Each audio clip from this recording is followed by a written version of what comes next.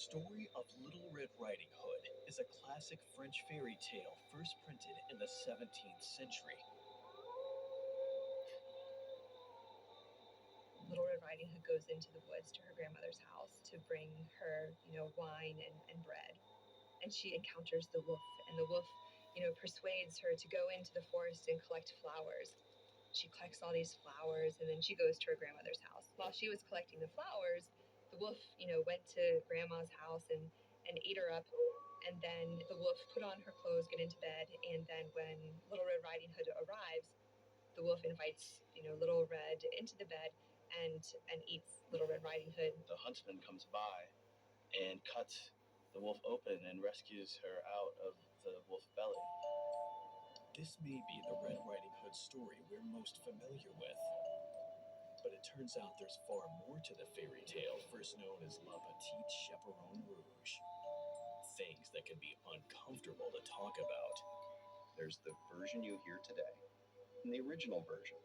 And if you get unedited Grimm's fairy tales, you get it pretty quickly. It's a very simple tale of Little Red Riding Hood protecting her virginity.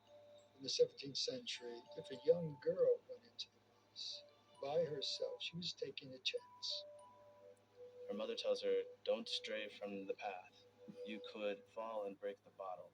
Breaking the bottle could be symbolic of virginity. Grimm's fairy tales, if you read the original versions, they're not for kids. They're full of sex and violence. Little Red Riding Hood is an incredibly violent and sex-filled story in its original form. The story of Red Riding Hood is ultimately a cautionary tale. A warning to young and naive girls of the dangers of the woods and of wayward men. Both things were big problems in post-medieval Europe when the fairy tale made its way into popular culture.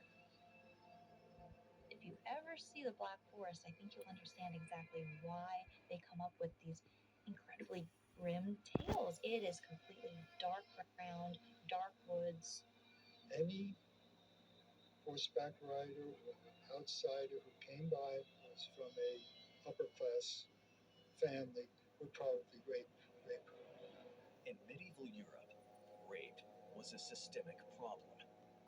But until Catholic priest Thomas Aquinas used the Roman word raptus, which means carrying off by force, to describe the violent deflowering of a virgin, rape didn't even have a name. If a maiden like Red Riding Hood was raped, she would have faced prosecution, virginity tests, and shame. Danger lurks, right? And it lurks in the form of creatures, bad men, men who are sort of part animal. So in the case of Little Red Riding Hood, you have this wolf, but this wolf who basically presents as a man. In the end, the story of Little Red Riding Hood isn't a story of one little girl. It's the story of thousands of young girls from all around the world, each facing their own dark woods full of mysterious predators. So the moral of the story is, if you're a woman, don't talk to strangers. Don't let them, take you off your path. And then, God forbid, don't get into bed with them.